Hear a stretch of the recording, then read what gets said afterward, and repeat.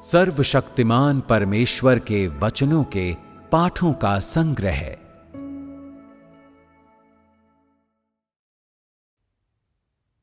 10 प्रशासनिक आदेश जो राज्य के युग में परमेश्वर के चुने लोगों द्वारा पालन किए जाने चाहिए।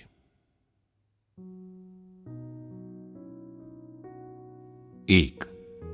मनुष्य को स्वयं को बड़ा नहीं दिखाना चाहिए, ना अपनी बड़ाई करनी चाहिए।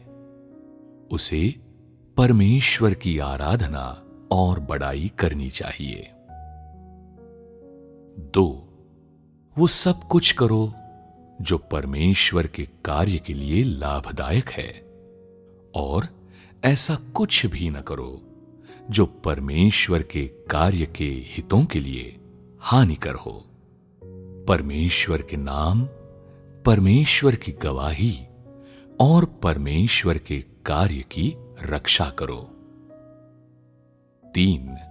परमेश्वर के घर में धन, भौतिक पदार्थ और समस्त संपत्ति ऐसी भेंट हैं जो मनुष्य द्वारा दी जानी चाहिए।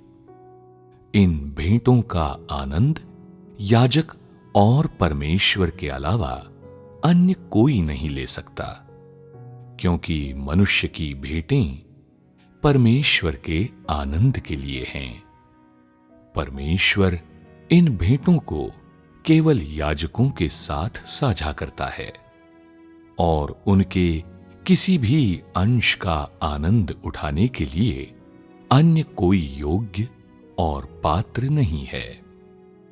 मनुष्य की समस्त भेंटें धन और आनंद लिए जा सकने योग्य भौतिक चीजों सहित परमेश्वर को दी जाती हैं, मनुष्य को नहीं, और इसलिए इन चीजों का मनुष्य द्वारा आनंद नहीं लिया जाना चाहिए।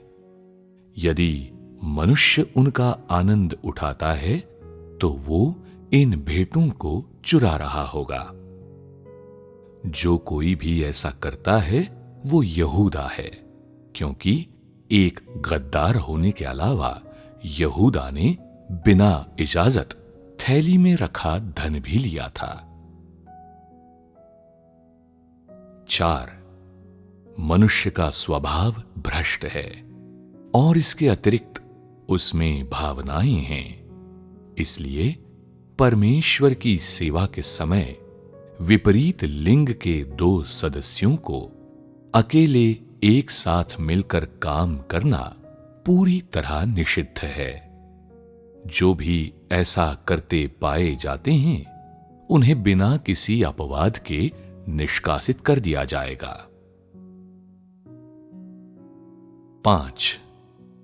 परमेश्वर की आलोचना न करो, और न परमेश्वर से संबंधित बातों पर यूं ही चर्चा करो।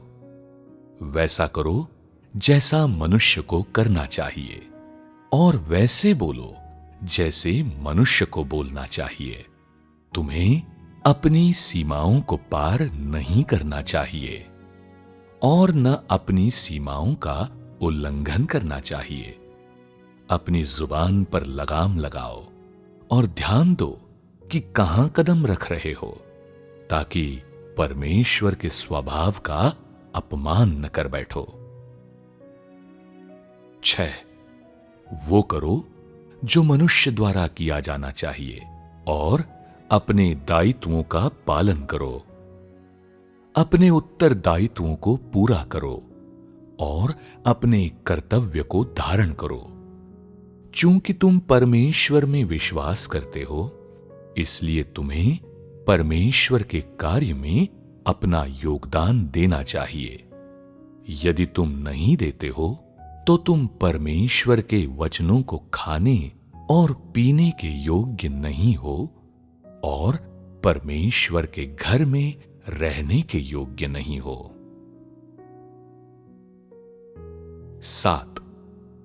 कलीसिया के कार्यों और मामलों में परमेश्वर की आज्ञाकारिता के अलावा उस व्यक्ति के निर्देशों का पालन करो जिसे पवित्र आत्मा हर चीज में उपयोग करता है। जरा सा भी उल्लंघन अस्वीकार्य है। अपने अनुपालन में एकदम सही रहो और सही या गलत का विश्लेषण न करो।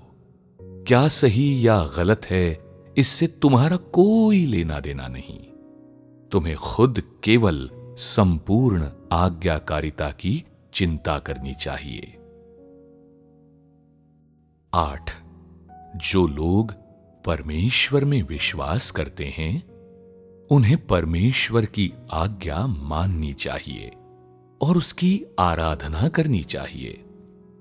किसी व्यक्ति को ऊंचा न ठहराओ, न किसी पर श्रद्धा रखो।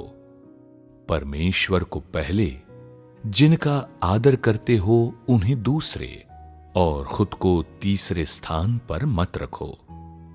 किसी भी व्यक्ति का तुम्हारे हृदय में कोई स्थान नहीं होना चाहिए, और तुम्हें लोगों को, विशेषकर उन्हें जिनका तुम सम्मान करते हो, परमेश्वर के समतुल्य या उसके बराबर नहीं मानना चाहिए।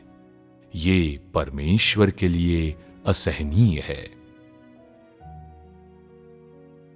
9. अपने विचार कलीसिया के कार्य पर लगाए रखो। अपनी देह की इच्छाओं को एक तरफ रखो। पारिवारिक मामलों के बारे में निर्णायक रहो। स्वयं को पूरे हृदय से परमेश्वर के कार्य में समर्पित करो और परमेश्वर के कार्य को पहले और अपने जीवन को दूसरे स्थान पर रखो। ये एक संत की शालीनता है। 10.